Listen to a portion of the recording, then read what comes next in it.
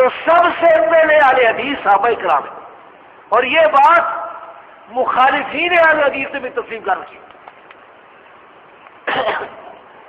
میرے پاس حضروں میں کتاب پڑھی ہے جس کا نام ہے اجتہاد و تقلید،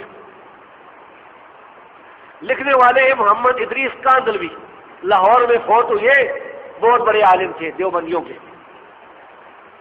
اس میں صفحہ نمبر 48 پر 70 نمبر 13 پر کاندلوی صاحب نے لکھا ہے اہل حدیث تو تمام صحابہ تھے۔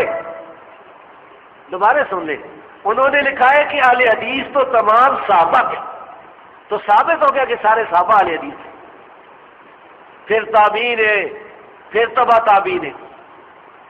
تابعین میں امام سلیمان التیمی رحمۃ اللہ علیہ، جو سیدنا انس بن مالک رضی اللہ تعالیٰ عنہ کے شاگرد تھے، ان کے بارے میں امام یحییٰ بن سعید القطان فرماتے ہیں کان من اہل الحدیث، وہ اہل حدیث میں سے تھے۔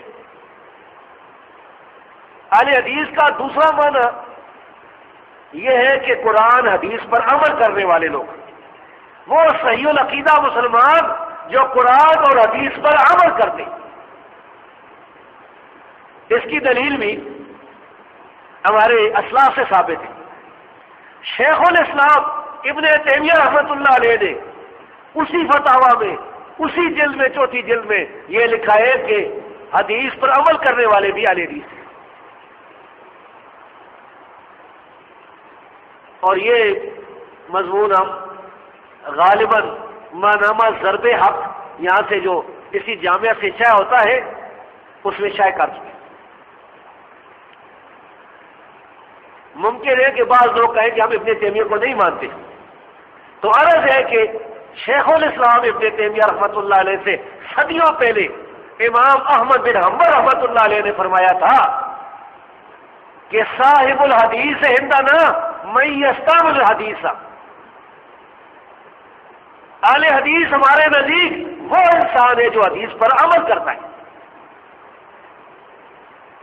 یہ حوالہ خطیب بغدادی کی کتاب الجامع فی اخلاق راوی و آداب سامع میں موجود ہے، ابن الجوزی کی مناقب الامام احمد میں موجود ہے، سمعانی کی ادب الاملاء والاستملاء میں موجود ہے، سند بھی صحیح ہے۔ اس لحاظ سے اس دور میں بھی اہل حدیث علماء جو حدیثیں پڑھاتے ہیں وہ بھی اہل حدیث ہیں، اور اہل حدیث عوام جو ان پڑھ ہیں وہ بھی اہل حدیث ہیں۔